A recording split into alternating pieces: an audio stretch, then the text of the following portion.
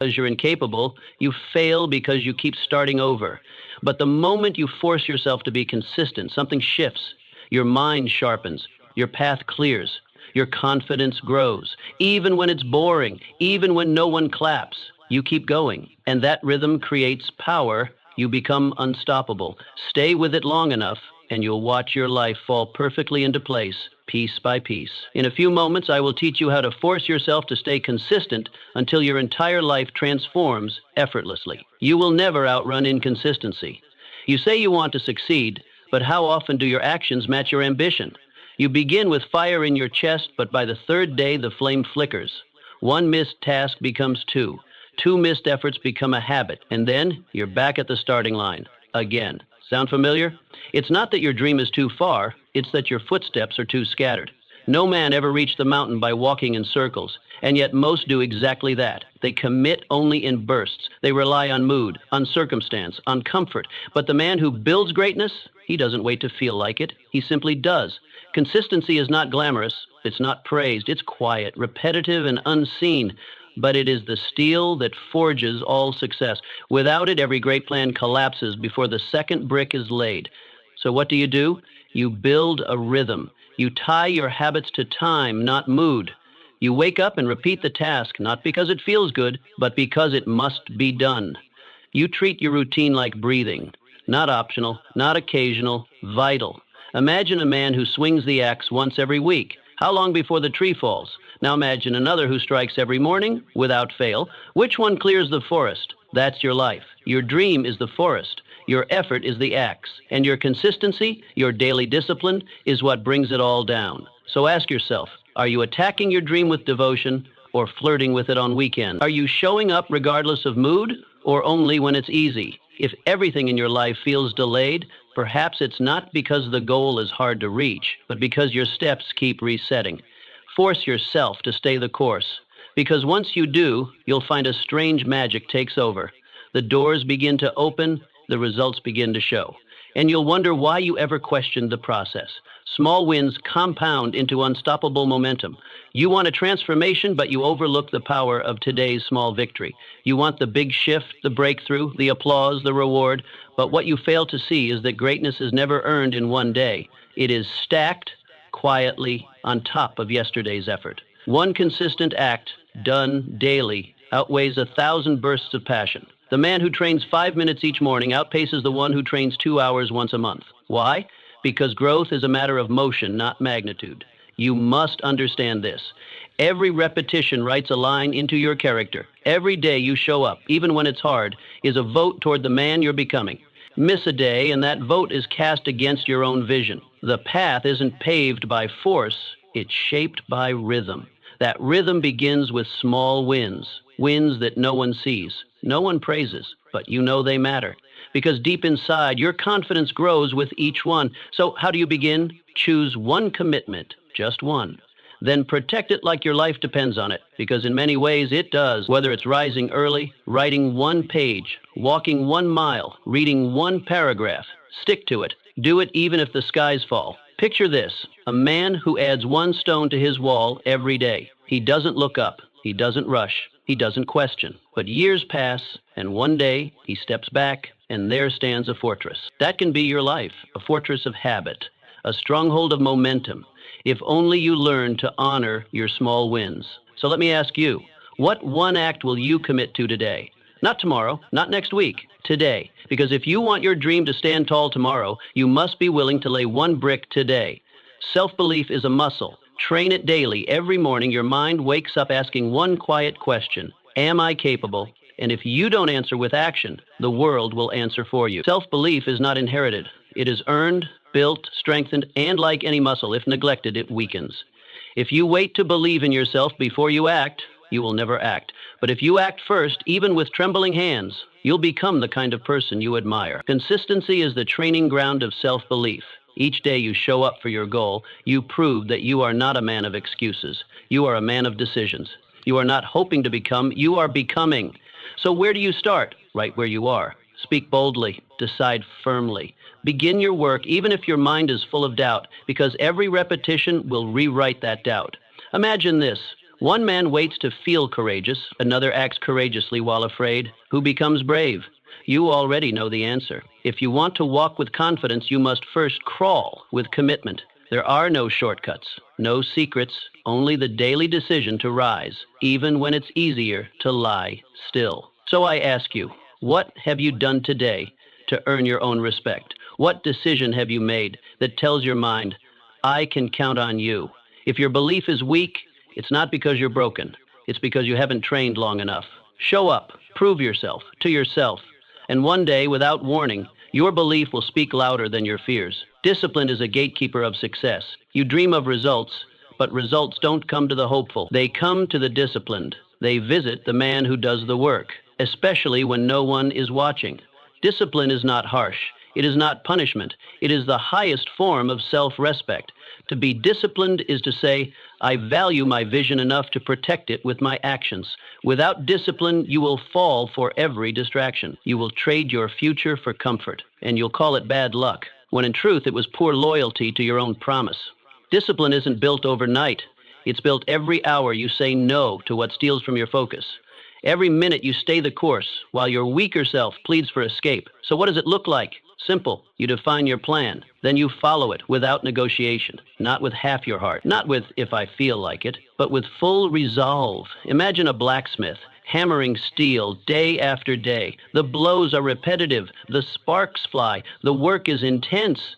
But eventually the blade is forged, sharp, strong, unbreakable. That is discipline. Now picture yourself hammering at your goal. Are you striking daily or just on days when it's sunny? Because if you're only showing up in fair weather, you're building a weak blade. So I ask you, can you be trusted with your own dream? Can you be relied on to follow through? Discipline is not about perfection. It is about loyalty. Loyalty to your vision, to your time, to your character. Forge that loyalty, and success has no choice but to bow to your endurance. Repetition shapes reality. You become what you repeat. Not what you hope for, not what you write down in a journal or speak in front of a mirror. You become what you do, again and again, day after day, choice by choice. Repetition is the hand that shapes you, not inspiration, not motivation. A man who acts, even with flaws, even with uncertainty, carves a path forward.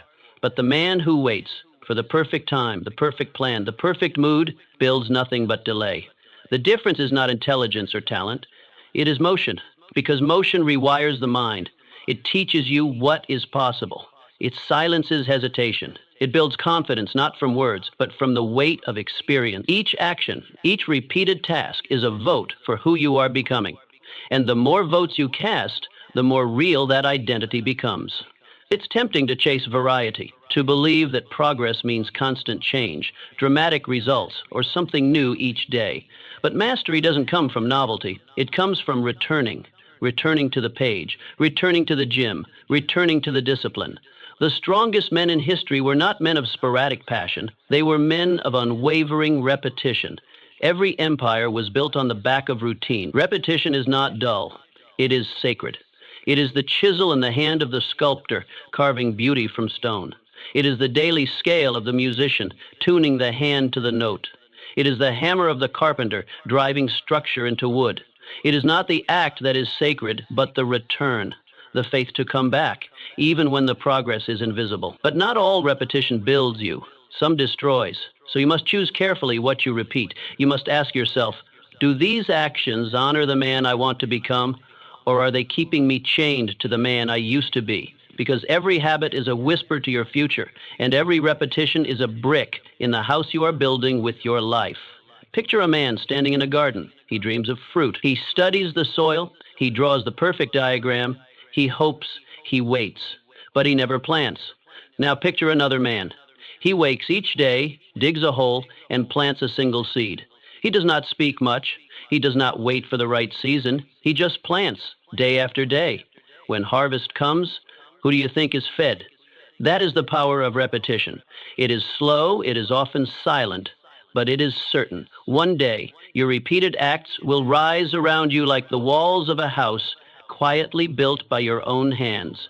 And what once felt unreachable will feel undeniable, because repetition is not just what you do, it is what you become. The world respects the man who finishes. It's not enough to begin. Beginning is easy. Every man starts something, with fire in his chest, clarity in his mind, and confidence in his step. But starting is not the test. Finishing is. The world is full of unfinished books, abandoned businesses, half-written goals, and men who once believed in themselves, but didn't stay long enough to prove it. And maybe that man has been you. You've had moments of brilliance. You've stood on the edge of greatness. You've said, "This time I will see it through." But somewhere between that first spark and the final stretch, you stopped. You drifted. You told yourself you'd return when things got easier, when the timing was better, when life calmed down. But here's the truth. Timing will never be perfect. And the world never rewards beginnings. It waits, it watches, and it bows only to the man who finishes. Completion is rare. That's why it matters. It's not just about getting things done. It's about who you become when you do. A man who finishes what he starts is a man who can be trusted, not just by others, but by himself. He knows that his word is not some faint breath in the air. It's a hammer that builds again and again until the job is done. Your unfinished projects, they cost you more than time. They weaken your belief. They send a message to your own soul. I don't follow through. But imagine what would happen if you broke that cycle. If you said, I finish what I start, always. How different would your life be? Finishing isn't about talent. It's not about speed. It's about grit. It's about staying when the energy runs dry. It's about choosing persistence over mood. When the work becomes boring, when the excitement fades, that's when your character is truly tested. Real growth begins where the thrill ends. And most men never get there because they mistake the end of excitement for the end of purpose. But you are not most men. You can train yourself to become a finisher, to stay in the work until it breathes on its own. That doesn't require applause. It doesn't need external rewards. It only demands one thing, your integrity. Picture this. A man begins building a ship. The frame is up. The wood is fresh. At first, it feels noble, grand. But as the hours drag on, his hands ache, the rain comes, and distractions whisper. He walks away. Days pass. Then months. The ship never touches water. It never becomes what it was meant to be. Now imagine another man. He doesn't look for praise. He isn't faster or stronger, but he returns day after day. He hammers, even when no one's watching. And one morning, the ship is finished. It slides into the sea and sails. That man built something that moves through the world, and he knows he can do it again. You can be that man. But first, you must stop leaving projects half-built. You must stop letting your potential sit in the dark because you didn't feel like seeing it through. Ask yourself honestly, how many half-built bridges are you standing on? How much momentum have you lost to hesitation? What doors would have opened had you simply finished? To become the man who completes what he begins is to unlock a deeper confidence. People trust the finisher. Opportunities are drawn to him. And perhaps most importantly, he trusts himself. That is the foundation of every future victory. So don't just start strong, finish stronger. Make completion your signature, because the world notices, the world rewards, and above all, you become someone unshakable. Never underestimate the power of completion. It is the fireproof seal of your character. And once it's forged, it will carry you through any storm. To read more emotion is a poor master. Obedience to vision wins. You want to follow your passion. That's what the world tells you. Chase the spark. Listen to your heart. Do what excites you. But what happens when the spark fades? When the fire goes cold? When you wake up, stare at the ceiling and feel nothing? No inspiration, no motivation. Just a blank silence where your drive used to live. Most men stop there. They think the feeling has to come back before they move again. So they wait and wait and wait until their dreams rust. That's the difference between the man who builds something great and the man who only dreams. The builder keeps moving without the feeling, because emotion is a child, loud, demanding, unpredictable. It wants comfort, it wants pleasure, and it wants it now. But vision is the adult. It's quiet, firm, steady. It knows what must be done, and it doesn't flinch. If you want to create something that lasts, you must stop letting your moods drive the wheel. You must stop asking your feelings for permission. Passion may begin your journey, but it will not carry you. Only discipline will. Discipline is what shows up when emotion is gone. It's what gets you out of bed when your heart says stay. It's what puts the pen in your hand, the weight in your grip, the step in your path when every part of you is tired, uninspired, and numb. You don't have to feel good to move forward. You only have to be the kind of man who moves anyway. Because greatness is not awarded to the man who feels the most fire. It's awarded to the man who stokes it when there is none. And this is where most men lose. They wait to feel like it. They look for a sign, a wave of energy, a burst of excitement to pull them back into motion. But waiting is a trap. The mind loves to delay when fear or fatigue enters the room. It will convince you that delay is wisdom, that stillness is safety, but you must see through it. The mind is clever, but it is not always truthful. It does not want growth.